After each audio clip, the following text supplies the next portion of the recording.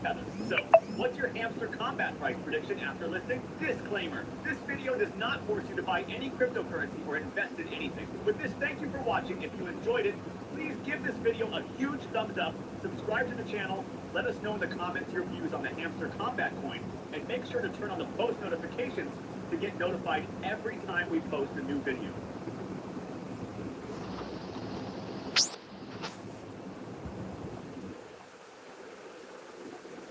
Stop wasting your time playing games and do something useful.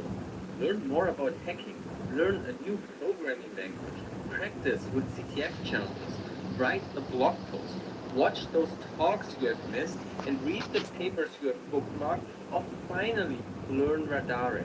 What is wrong with you? You are wasting your time, is what my brain tells me. I think everybody can relate to this, especially in security and IT in general. You always play catch up and the industry is constantly moving forward. In my talk from FSEC, where I make an argument for why I think CTFs are so great at hacking, I told you that I always try to improve myself because I know there are people that are better than me and that they are a step ahead and I could do a much better job if I would know more. And this is motivating me a lot, but it can also be very stressful at times. So let me tell you how I try to deal with it.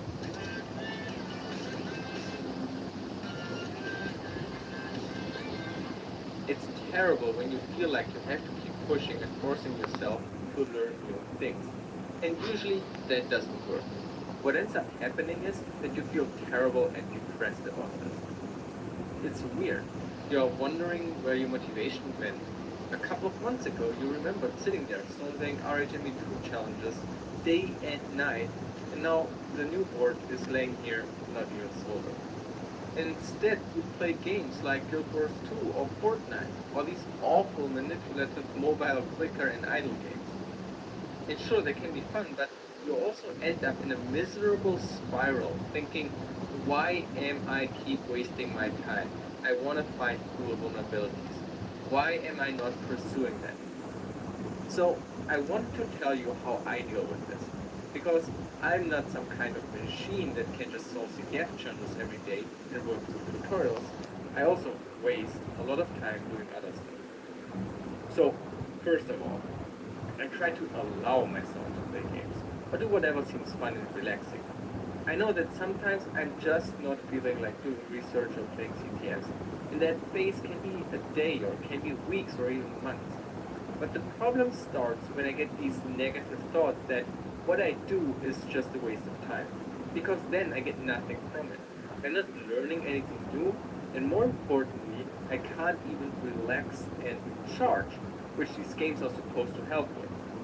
I need the break, but I'm not benefiting from that break. So while it's hard to keep these negative thoughts out, it's something I very consciously try to change by telling myself, no, it's okay, I'm just enjoying this game now, shut up. Mental health is very important, especially since so many people in our community suffer from depression or other issues that I'm sure are intensified from our very competitive, elitist, and stressful industry. So just allow yourself to relax and take the break you need. It's absolutely okay. That's important to me. But I still have these negative thoughts about it. And so while I try to actively manipulate my own brain into accepting playing games or whatever other activity so I can actually enjoy it and relax, I have one other trick. What I try to do is, if I waste my time with a game, I can't get out of the negative thought spiral, why not do a project with that game? And so you can learn something along the way. For example, for the past week I've been playing clicker heroes on my phone. You have to click a lot and then buy heroes that will help you advance in the stages, and I felt so awful playing this game. It also has microtransactions and so forth, just your basic manipulative mobile game. However, I noticed they have an export function, where you can export and back up your game. And it also has an import function. That's interesting. So let's export the current save, transfer it onto my laptop. It's clearly base64 encoded, so how does it look if you decode it? That's just binary data. And also the file utility doesn't recognize a file type. So what to do next? In the meantime, I played for a little bit more, so I can get a different save that I can export. And now we can compare the two saves. So first, we can base 64 decode and at the same time generate a hex dump of the binary data. If we do this for both files, we can then easily look at the data in a diff. I'm using vimdiff for this now. So as you can see, the first 27 bytes are constant, but the remaining bytes change a lot. This could indicate that it's maybe encrypted. But even if it's encrypted, it is likely that we could reverse engineer the method how it's done from the app. However, I decided to run binwalk on one of those basic decoded binary blocks. It turns out that binwalk recognizes possibly zlib compressed data at position 24 or hex 18. So if we look again at our hex dump, we can see that byte 24 is here. So I quickly looked up these values for zlib, and it turns out that 78 is the magic number for zlib, and the next byte indicates the compression method.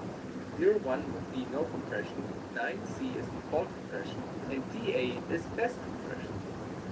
So we can use the DD utility to cut out the point.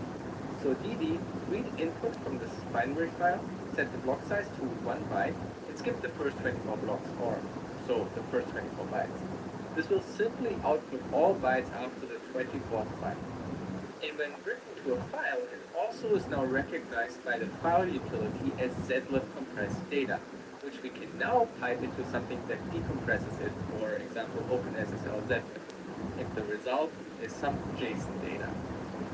Gold multiplier, total hero souls from Ascension, base click damage, debug, total gold, and so forth.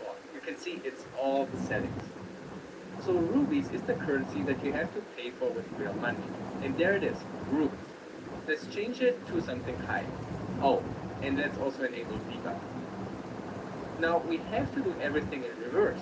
We first pipe the modified JSON data into OpenSSL zlib and store it into the new binary file. But what about the 24 bytes data before the zlib compressed data? Well, I have no clue what it is used for, but it's constant for both my save files, so let's just keep it. You can use the D again with the original binary as input file, block size 1 byte, and this time we just want the first 24 bytes, which we can indicate with count. And now we combine this output with the zlib compressed data and pack it together in parentheses. And then pipe the combined output into base64. Now that should be our new save game. Let's try to import it. Seems to have worked. And when we check the Ruby store, we can see we have over 99,000 rubies. Oh, and I noticed a console button that appeared in the menu, which opens up this here.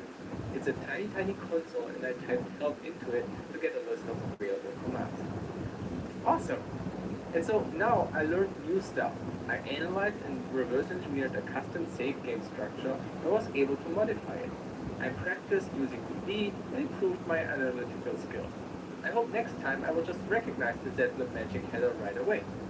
And so I turned feeling terrible about playing this game into something positive. And I'm happy that I played this game. And most importantly, I just ruined the game for me. Because now with all those rubies, there is no fun anymore. No challenge left, as you can just buy everything. Let's take a quick detour because I just want to mention that I would have not published this cheat or hack about this game because I don't want to screw over a small developer studio just for some 10-minute internet fame. But when I did a quick Google search, I already found a prominent save game editor for it out there. So the potential financial damage is already done. However, I would like to point out that even the developers don't like this manipulative microtransaction system. They have announced a Clicker Heroes 2, and in their blog about why Clicker Heroes 2 is abandoning free-to-play, they write, "We found that some number of players spent many thousands of dollars on rubies. I can only hope that these people could afford it, and they were doing it to support us, and not to feed an addiction. But I strongly suspect that's not the case. We really don't like making money off players who are in denial of their addiction, and that's what a large part of free-to-play gaming is all about. That said, we are not going to change how we monetize videos once it will destroy our